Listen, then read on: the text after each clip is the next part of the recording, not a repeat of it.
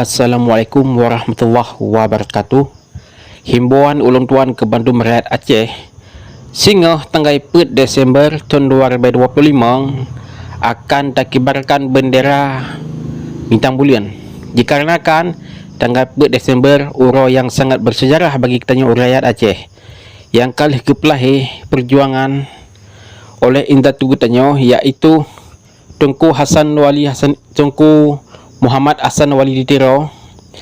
Tunku Hasan Ditiro nyan ke sidro pahlawan atau presiden Aceh yang kali kepelahi yang penyatakan bak 4 Desember tahun 2076 sampai orangnya tahun 2025 matang ternyatakan, iaitu Aceh yaitu garis merdeka.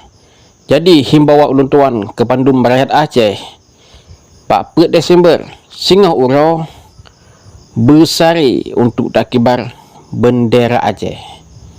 BL dikarenakan benderanya disahkan oleh internasional, pakan orangnya hanjit takibarkan, iaitu pihak-pihak yang tidak bertanggungjawab yang hanya disahkan di dalam negara kita yang ke pengkhianat-pengkhianat, iaitu lahir pengkhianatan dari Tanyosit.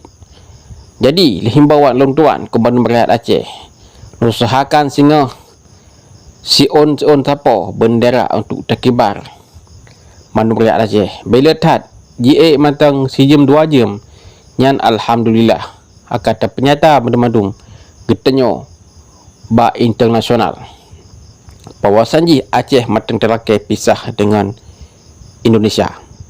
Maka harap imbauan kepada mandu-mandu kombatan yang di dalam negara Aceh untuk musyawarah 4 Desember. Wassalamualaikum warahmatullahi wabarakatuh. Merdeka, merdeka.